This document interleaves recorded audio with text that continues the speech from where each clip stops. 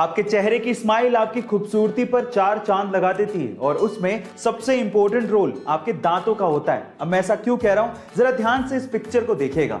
जब सबसे पहले आपने इस पिक्चर को देखा तो आपकी नजर सबसे पहले किस चीज पर गई?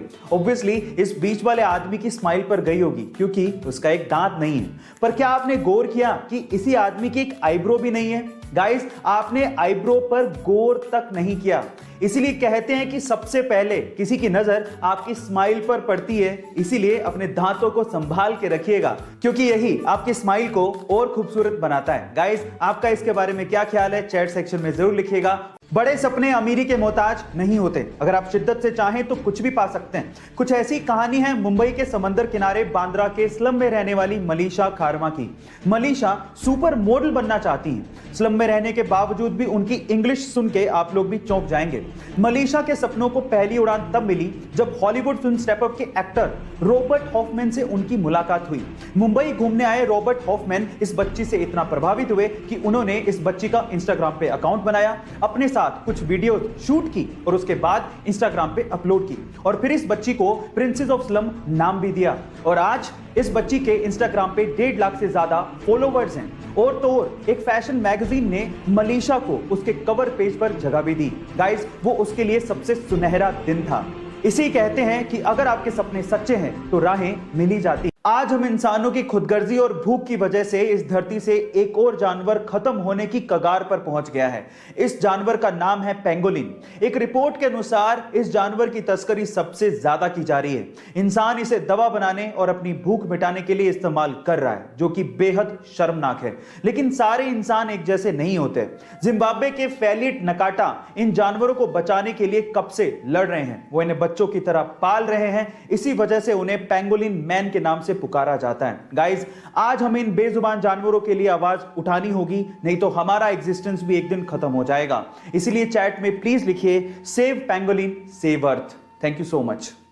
गाइस, इंग्लिश लैंग्वेज यानी कि अंग्रेजी भाषा में इस्तेमाल होने वाले शब्दों का एक फैक्ट बताता हूं।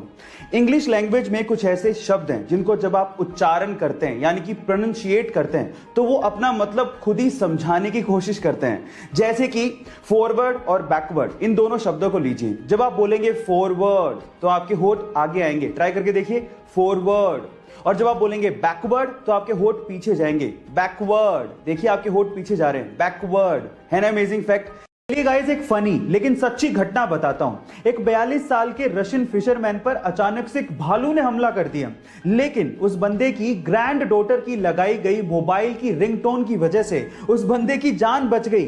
जी हां गाइस, आप ठीक सुन रहे हैं, वो भालू रिंगटोन को सुन के उस बंदे को छोड़ के वापस से जंगल में भाग गया।